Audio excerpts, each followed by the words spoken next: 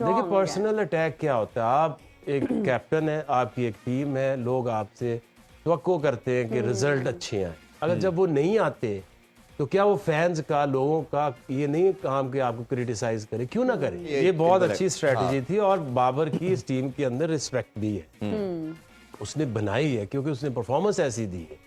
लेकिन अब इसका मतलब ये नहीं है कि ये लोग सोचना ही भूल जाए कि world cup to world cup एक आपको रन मिलता है और फिर आपसे अगर नहीं वो हुआ तो नहीं हुआ। बिल्कुल ठीक है। तो इसमें क्या ऐसी बुरी बात है कि बोर्ड ये ना सोचे कि जी अब हमने T20 वर्ल्ड कप में जाना है, हमने अगला 4 साल का कुछ सोचना है। तो आपने कोई फ्यूचर की प्लानिंग तो करनी है ना। बिल्कुल ऐसा ही है। ऐसे तो नहीं होगा कि आप हर चीज बंद करके बैठ जाएंगे। आकिब सर टॉस जीतकर फील्डिंग करने के फैसले को किस तरह से देखते हैं? मुझे लग रहा है फैसला बिल्कुल इंटेलिजेंट नहीं था। कल भी हम इसी पे बात कर रहे थे कि पहले बैटिंग करना is the wise decision, because chase करना टाइम्स मुश्किल हो जाता है। लेकिन मेरा ख्याल है उनका कॉन्फिडेंस हमारे खिलाफ चेस करके ज्यादा ही हाई हो गया। मेरा ख्याल है अभी भी जो बेस्ट चांस है अफगानिस्तान के पास वो ये है कि वो डिफेंड करे, क्योंकि जो भी टीम अगर ये टोटल लगाते हैं, Pune is a new stadium full of runs, इसके ऊपर आप बेसिक बैटिंग करेंगे 300 रन आप बना सकते हैं। आप ये देखें कि 300 अफगानिस्तान चेज कर रही है 280 या वो डिफेंड कर रही है। मुझे तो ज्यादा एक्साइटमेंट है कि वो 280 टू 300 वो डिफेंड करें, क्योंकि जो स्पिनर्स है उनको मारना फास्ट बॉलर की तरह इतना सेफ आसान नहीं होता। उसके लिए आपको रीड करना है, हाथ से रीड करना है, पीठ को यूज करना है, रिस्क लेना है। तो आई थिंक मैं तो अगर हूं तो डिफेंड करे अफगानिस्तान, सो I am more comfortable.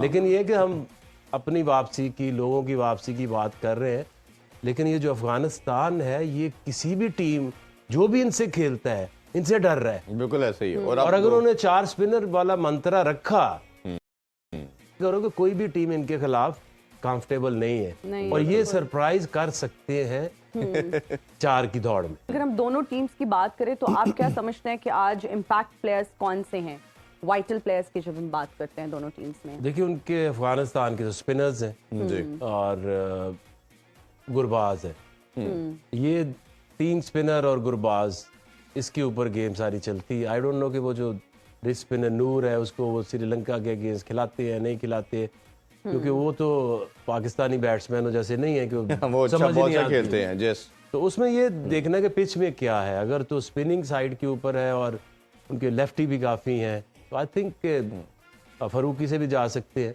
But अगर आप पिच को देखें, रीड करें, टीम को देखें कितने लेफ्टी हैं, क्या कंपोजिशन है, बट उनकी तो ये 3 स्पिनर और एक Gurbaz, they are the strength. जिस दिन गुरबाज चल जाएगा उनका स्कोर 300 की तरफ चला जाता है। जब वो जल्दी आउट हो जाते हैं देन 250 270 60 तक वो रुक जाते हैं। लास्ट मैच में वैसे आके भाई उसमें गुरबाज ने बड़ी शानदार इनिंग खेली, इब्राहिम ने बड़ी जबरदस्त इनिंग खेली। ये भी अब जो इनका बंच है 5-6 लड़कों का, 7 लड़कों का, ये भी 6-7 साल से कंटिन्यूसली क्रिकेट खेल रहे हैं और काफी इनका एक्सपीरियंस भी इंटरनेशनल क्रिकेट हो गया। तो इनके एज ए कॉम्बिनेशन या एज ए टीम इनको जेलिन होता हुआ कैसे देख रहे हैं आप? देखिए टीम जो है ना वो आपकी बेस्ट प्रिपरेशन क्या है वर्ल्ड कप की, तो वो ये है कि आप वो टीम लेकर आए जो कम से कम 3-4 साल से इकट्ठी खेल रही हो। बिल्कुल वो होती है असल में प्रॉपर टीम। इंग्लैंड की प्रॉपर टीम है, लेकिन उनको ये नहीं कह सकते कि इनकी जो है सिलेक्शन ठीक नहीं है। जो पाकिस्तानी टीम की प्रॉब्लम क्या है कि ये वर्ल्ड कप में आए, जो ए टीम बना के लाए थे उसमें से फखर को एक मैच के बाद इन्होंने बाहर निकाल दी। तो इन्होंने मैच के वर्ल्ड कप के दौरान अपनी सिलेक्शन को ठीक किया है या करने की कोशिश कर रहे हैं जी। और ये कहीं नजर नहीं आते थे ये प्लेयर्स हमें पास 6 महीने में, 1 साल में। और अफगानिस्तान वो टीम है कि कम रिसोर्सेज हैं, जो भी रिसोर्सेज हैं न्यूजीलैंड की तरह उनको इंटैक्ट रखते हैं, साथ रखते हैं, लोगों को ग्रूम करते हैं। तो ये बहुत अच्छी बात है। एक दूसरे को जानना, अंडरस्टैंडिंग होना, एक दूसरे की स्ट्रेंथ वीकनेस को कवर करना, ये तब बनता है जब रिलेशन बनता है। ये तब बनता है जब आप काफी अरसे तक इकट्ठे खेलते हैं। ये जो प्रॉब्लम्स आ रही हैं अभी क्या है अपने रोल समझना, बॉलिंग में अपने रोल समझना, किसने कहाँ तक सेक्रीफाइस करना है। इसकी मिसालें हैं, जब हम 3 लोग इकट्ठे खेलते थे तो वसीम अकरम और मैं नया बॉल करते थे और मेरा ये काम होता था अगेंस्ट द विंड मैंने बॉलिंग करनी है, बिकॉज उसने अटैकिंग बॉलिंग करनी है, मुझे डिफेंसिव रह के प्रेशर क्रिएट करना है। तो मैंने सारी जिंदगी अगेंस्ट द विंड भाग के बॉलिंग कराई है। और उसमें आप सेक्रीफाइस भी करते हो कि मैंने लालच नहीं करनी, बिल्कुल मुझे प्रेशर क्रिएट करना है, मुझे 7 ओवर में 20 रन देने हैं, 15 रन देने हैं, ताकि जब वकार आए फर्स्ट चेंज के ऊपर तो उसके पास कुशन हो टू अटैक। अब जब आप खेले ही नहीं, आपके एक दूसरे पे ट्रस्ट नहीं है, रिलेशन नहीं है, तो अब कैसे? मोहम्मद वसीम है, वो भी हारिस है, हारिस जो है वो भी मैन ऑफ द मैच लेना चाहता है, शहीन है वो तो हमेशा है ही एक्स्ट्राऑर्डिनरी, वो तो किसी जगह भी आता है, इम्पैक्ट छोड़ता है। बिल्कुल ऐसे ही। तो अगर ये इकट्ठा खेलेंगे तो उनको पता चलेगा किस बंदे का क्या रोल है। एग्जैक्टली। और Playing प्लेइंग 11 भी 11 भी मेरा आ ख्याल है। चुकी है, बिल्कुल हम देख सकते हैं अपनी स्क्रीन्स पर इस वक्त। जी, उसमें अगर बात करें तो बैटिंग तो सेम है सारी। फारूकी आए, फारूकी वापस आ गया और मुझे लगता था कि कहीं वो वन डायमेंशनल ना हो जाए बॉलिंग अटैक, उसको चेंज करेंगे, वही उन्होंने किया। और वो जो पाकिस्तान की वीकनेस थी कि लेफ्ट आर्म, सारी टीमों ने सिलेक्शन ही हमारे लिए किया है। इंटेलिजेंट हाँ, मूव एक प्लेयर की सिलेक्शन सिर्फ पाकिस्तान के लिए, और वही उन्होंने शमसी के साथ किया, इन्होंने कुलदीप के साथ, और इन्होंने तीनों दफा देखे कि ये हम उनके ट्रैप में आए। जी जी जी जी, वो तो बड़ा क्लियर हो चुका है। और मैथ्यू से भी आपसे जानना चाहेंगे आके भाई, एंजेलो मैथ्यू का आना, और ओबियसली शानका इनके कैप्टन थे, बट उससे एक टीम का पूरा ऑल टुगेदर इनकी कॉम्बिनेशन चेंज हो गया है। मैं ये समझता हूँ कि एंजेलो मैथ्यूज आज का मेरा भी है, वो जो फास्ट बॉलर, वो भी उसको भी चांस दे दिया गया जी, वो भी टीम का पार्ट है। तो वो पेस से भी इनको हर्ट करने की स्ट्रेटजी के लिए आए हैं। देखिए इन्होंने जो टीम लेके आए थे, अगर ये एंजेलो मैथ्यूज फिट थे और इनके सिस्टम में खेल रहे थे तो फर्स्ट हैंड उनको रखना चाहिए था। क्योंकि आपको इस तरह का एक्सपीरियंस अगर मिडिल में मिलता है। और उस दिन जो कुमारा है, इन्होंने शुरू में लहरू कुमारा को शुरू में मैचेस नहीं खिलाए श्रीलंका ने। उनके पास एक चुमेरा था, वो मिसिंग है जी, मे बी इंजरी की वजह से। आज आ गया है, आज उसका टीम का तो प्लेइंग ये 11 खिला के क्या रहे हैं फिर? If you have bowler, 2 bowler उनके पास है जो पेस से बॉलिंग करते हैं, एक कुमारा है, एक वो चुमेरा है। मेरा जी, ये दोनों 140 प्लस 145 पे बॉल करते हैं। वो जो तीसरा जो मलिंगा की तरह स्विंगिंग एक्शन था, बट वो भी उसने बहुत अभी वो देखें, ये भी T20 से इंस्पायर्ड होके 50 ओवर की सिलेक्शन है। ये जो मलिंगे स्लिंगे ये ज्यादा था शुरू में ये T20 में ज्यादा इफेक्टिव होते हैं जी। 10 ओवर कराना entirely different than bowling 4 overs. तो इनकी सिलेक्शन की मुझे समझ नहीं आई वैसे श्रीलंका की, जो रिसोर्सेज थे भी उनको भी सही यूटिलाइज नहीं जी। लेकिन अभी एक पॉजिटिव चीज ये है कि चीजें ग्रेजुअली ऑब्वियसली कॉम्बिनेशन बना रहे हैं, और मुझे लगता है कि काफी अच्छी शेप में इनकी टीम आती जा रही है। और अभी मेरा ख्याल है वीडियो मैसेज भी शुरू करते वीडियो हैं। मैसेजेस जो हमारे व्यूअर्स ने हमें भेजे हुए हैं, तो पहला वीडियो मैसेज आपको दिखाते हैं।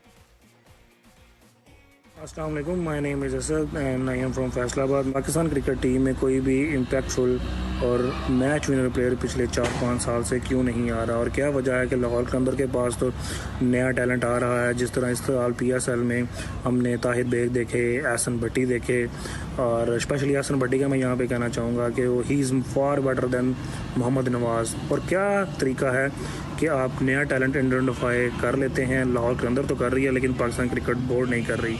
बिल्कुल आके भाई से हम जानते हैं फैसलाबाद से कि लाहौर के अंदर को टैलेंट मिल जाता है, किसी भी को पाकिस्तान टीम को नहीं मिलता। पिछले 7 साल से आप देख रहे हैं कि हम हर 365 डेज काम करते हैं, एक्टिविटीज हो रही हैं, नए नए एक जो हमारे गैप्स आते हैं उनके लिए लोगों को लाते हैं। जो मैं अभी जो बात कर रहे हैं लोग के इसने बॉडी शेमिंग की है या कुछ किया है, वहां पे ला के उनको रियलाइज कराते हैं कि अगर आपने T20 वनडे या वाइट बॉल में क्रिकेट खेलनी है तो एज बैट्समैन आपके पास इतनी पावर होनी चाहिए। एक स्पेशल ट्रेनिंग कराते हैं, और वो कुछ रॉकेट साइंस नहीं है, ये जितनी पावर लिफ्टिंग है ना, एक्सप्लोसिव ट्रेनिंग, वो क्रिकेटर्स के लिए बहुत जरूरी है। और दूसरा डाइट। अब जब वो 24-24 अंडे और इतनी डाइट खा रहे होते हैं, उल्टियां आती हैं, खानी पड़ती हैं, ताकि आपको सेक्रीफाइस करना पड़ता है जी। आज मैं देख रहा हूँ, पता नहीं वो नाराज है, बिरयानी नहीं मिली आपको।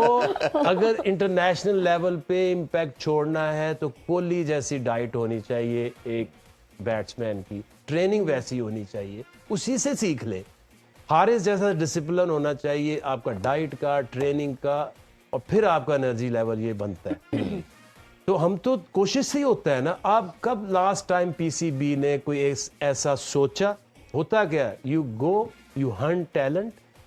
एक तो टैलेंट के हंट करने के लिए आपके पास टेक्नोलॉजी होनी चाहिए, आंख होनी चाहिए, उसको कैसे ट्रांसलेट करते हैं आपके विजन के मुताबिक, फिर उस तरह का ट्रेनिंग प्लान होना चाहिए। जी। पीसीबी ने कब किया लास्ट टाइम? इतने सालों से तो मैं नहीं देखा। 2003-4 में मुझे याद नहीं, 8 तक चला है। 8 तक, हाँ वही स्टार्ट तभी हुआ था। जी। अब उसके बाद अगर आप काम नहीं करोगे जी। तो आपको कैसे एफर्ट लगानी पड़ती है। मैं हमेशा ये सारे जितने लोग टीवी पे बैठ जाते हैं, क्रिकेटर्स हैं, आपका फर्स्ट स्किल है जो आपको आता है। आप आउटस्टैंडिंग बॉलर थे, बैटर्स थे, कीपर थे, वो आप अगर ट्रांसलेट करें और उसको अगर ट्रांसफर कर दें टू एनी यंगस्टर, आप उसकी जिंदगी बदल सकते हैं। ये तो हमने साबित करके दिखाया लाहौर कलंदर के प्लेटफॉर्म से कि कितने लोगों की जिंदगियां बदली हैं, खानदान बदलते हैं, शहर बदल जाते बिल्कुल हैं। ऐसे ही है। तो प्लीज थोड़ी कंट्रीब्यूशन, शाम को 2 घंटे एक प्लेयर पकड़े जो आपको पसंद है, लगता है कि ये नेक्स्ट बॉलर बन सकता है, स्पिनर बन सकता है, उसके ऊपर इन्वेस्ट करें, टाइम इन्वेस्ट करें। चाहे नहीं भी उसके पास पैसा, वो भी थोड़ा कर दे। प्लेयर इसी तरह बनेंगे और दूसरा तरीका कोई नहीं है। कोई नहीं है। रॉकेट साइंस तो उसमें है ही कोई नहीं जी। एक और मैसेज भी है हमारे पास। हबीबुल्लाह का लाहौर से, देखते हैं कि वो क्या पूछना चाह रहे हैं। जी, मेरा नाम है हबीबुल्लाह है, मैं लाहौर से हूँ और मेरा आप लोगों से सवाल ये है कि क्या बाबर आजम को वर्ल्ड कप के बाद कप्तानी करनी चाहिए? क्योंकि जब से वो कप्तान बने हैं तब से वो वाली परफॉर्मेंस नहीं आ पा रही जो कि एक स्टार और उनका जिस तरह नाम है उस तरह आनी चाहिए। जी हबीबुल्लाह साहब लाहौर से पूछ रहे हैं। जी देखिए, एक कप्तान है, हर एक जो लोग हैं, फैंस हैं, क्रिकेट बोर्ड है, एज प्लेयर, एज कैप्टन, आपका मकसद ये होता है कि मैं मार्क छोड़ूं। बिल्कुल। एक वर्ल्ड कप आपके नाम लग जाए, एक कोई बड़ी चैंपियंस ट्रॉफी लग जाए, और तो आप कोई ऐसा बड़ा मार्क नहीं है। हमारे यहाँ तो उस तरह से नहीं है कोई जो एशेज जीत जाए, इंग्लैंड ऑस्ट्रेलिया, तो एक मार्क बनता है। बिल्कुल। आज तक 92 में हमने खेला, आज तक लोग उसको मानते हैं, ऐसे ही है। तो आप जब हिट करते हैं टुवर्ड्स अ वर्ल्ड कप, वो आपकी पीक होती है एज टीम, एज कैप्टन। और अगर आपसे वो अचीव नहीं होता तो देन हर वर्ल्ड कप के बाद तब्दीलियां आती। बिल्कुल ऐसे ही। ठीक है, तो अगर वो 4 साल से कप्तान है, अगर वो रिजल्ट, डिजायरेबल रिजल्ट वो नहीं ला सके या वो उनसे नहीं आए, एग्जैक्टली, तो उनको खुद स्टेप डाउन कर देना चाहिए। बिल्कुल। और एज प्लेयर तो उनके यहाँ उन जैसा तो कोई पाकिस्तान में तो नहीं नजर आ सकता। बिल्कुल, इसमें कोई शक दुनिया में उनका मार्क है। और ये ऐसा नहीं है कि एक कप्तान है उसको कप्तानी से हट जाएंगे, हो सकता है उसकी बैटिंग की और ज्यादा फॉर्म आए और ज्यादा रिकॉर्ड बनाए। इसमें ब्रायन लारा है, सचिन और अब तेंदुलकर हमारे आपने सामने टारगेट करना क्या है? अब आपने टारगेट ये करना है कि आगे T20 वर्ल्ड कप कौन लीड कर सकता है, कौन T20 वर्ल्ड कप पाकिस्तान में ला सकता है, उसके बारे में सोचें। और फिर उसके बाद अगले वर्ल्ड कप की तैयारी करें। जिसको भी बनाए अभी सोच लें, सोच समझ के। T20 50 ओवर टेस्ट मैचेस में अभी कोई ऐसा काम नहीं करना चाहिए जैसे कि हम बाबर के ऊपर कप्तानी भी सारा कुछ नहीं डाल देना। और ये हर तरह नहीं डाल देना, जिस तरह सरफराज के साथ ज्यादती की थी। तब अगर उसको कुछ फॉर्मेट में रहने देते, कुछ में नया कैप्टन ले आते, तो अगर आप तरीके से प्लान से चलेंगे तो आपकी टीम भी खराब नहीं होगी और आपको डिजायर जो रिजल्ट है वो भी मिलता रहेगा। ये बड़ा हमारा अनफॉर्चुनेट है कि जब कोई डिफीट आती है, कुछ ऐसा आता है, तो ऑल टुगेदर हम सारी चेंजिंग करना शुरू कर देते हैं और सबसे ज़्यादा मलबा आता है। और जिस तरह आपने आके भाई का सबसे बड़ा दुनिया का लेजेंड जो थे 90s के आपके एरा में, वो सचिन तेंदुलकर थे, और इसी तरह हमने देखा ब्रायन लारा थे। ये दोनों ने जब कैप्टनसी ली तो इनको कहीं ना कहीं रियलाइज़ हुआ, एक तो हमारी परफॉर्मेंस हैम्पर हो रही है और हम कैप्टन कमोडिटी नहीं है। उन दोनों ने कैप्टनसी छोड़ी, वो खुद छोड़ी। तो ये कई दफ़ा आपको लगता नहीं है कि इंसान खुद रियलाइजेशन नहीं करता है इस चीज़ को लेके, और वो कहता है कि नहीं, ये जो प्राइड है एज ए कैप्टन खेलना बनना, मैंने नहीं छोड़ना। प्राइड तो, इज्जत तो रिजल्ट से मिलेगी। सारे लोगों ने वर्ल्ड कप खेला, क्रेडिट किसको मिला? खान साहब को। हाँ, सबको मिला। हम तो साथ हम नवाई समझे जाते हैं। तो अगर डिबैकल होता है तो उसकी जिम्मेदारी जो है वो भी कप्तान की के ऊपर आती है। बिल्कुल ऐसे ही। तो इसको आप पॉजिटिवली ले तो बहुत अच्छा है। अगर आप इसको अना का मसला बना लें या कहें कि पता नहीं क्यों क्या साजिश हो रही है, सिंपल इज दैट। आपने वर्ल्ड कप जीतने के लिए गए थे, जिन्होंने जीता आज तक इज्जत है, जिन्होंने नहीं जीता वो लूजर्स है। एक विनर होता है, एक लूजर होता है, there is nothing in between. बिल्कुल ऐसे ही। बिल्कुल सही कह रहे हो। जो क्रिटिसिज्म होता है आई थिंक उससे हमारी परफॉर्मेंस इंप्रूव होनी चाहिए, और होता भी इसी पर्पस के लिए कि आप उससे कुछ सीखें, ना कि आप अपनी ईगो का ना का मसला बनाने और आप उसको पर्सनल अटैक ही समझें। I think this is wrong. देखिए पर्सनल अटैक क्या होता है, आप एक कैप्टन है, आपकी एक टीम है, लोग आपसे तवक्को करते हैं कि रिजल्ट अच्छे हैं। अगर जब वो नहीं आते तो क्या वो फैंस का, लोगों का ये नहीं काम कि आपको क्रिटिसाइज करे? क्यों ना करें? जब आप जीतते हैं, आप अच्छे रन्स बनाते हैं तो लोग तारीफ कर सकते हैं, तो करते हैं। आपको क्रिटिसाइज नहीं कर कर सकते। ये वन वे कॉन्ट्रैक्ट चलता नहीं है। एक प्लेयर का एक अवाम से, फैन से कॉन्ट्रैक्ट है, बिल्कुल ऐसे ही। तो वन साइडेड तो नहीं हो सकता। और आके भाई जितनी हमने देखा कि पावर बाबर को दी गई, कोच से सारी अथॉरिटी समहाउ लेके बाबर को दे दी गई। प्लेइंग 11 का हर बंदा इनकी मर्जी से हुआ। इवन स्क्वाड जो अनाउंस हुआ 15 का और 3 रिजर्व का, वो भी इनकी मर्जी का था। और जो रन इनको मिला हमने देखा है लास्ट ऑलमोस्ट 4 साल से, किसी रिसेंट टाइम में किसी कैप्टन को इतना लंबा रन नहीं दिया गया, पाकिस्तान की हिस्ट्री में नहीं मिलता। और वो डिस्पाइट ऑफ एवरी ऑड्स इनके साथ जो बोर्ड आते रहे, चेयरमैन चेंज होते रहे, हर एक ने बैक किया इनको कि नहीं अब छेड़खानी इनके पार्ट पे एटलीस्ट नहीं करनी। नहीं और वो अच्छा टीम रहा। भी सारे ये बहुत अच्छी स्ट्रेटजी थी, और बाबर की इस टीम के अंदर रिस्पेक्ट भी है, उसने बनाई है क्योंकि उसने परफॉर्मेंस ऐसी दी है। लेकिन अब इसका मतलब ये नहीं है कि ये लोग सोचना ही भूल जाए कि world cup to world cup एक आपको रन मिलता है और फिर आपसे अगर नहीं वो हुआ तो नहीं हुआ। बिल्कुल ठीक है।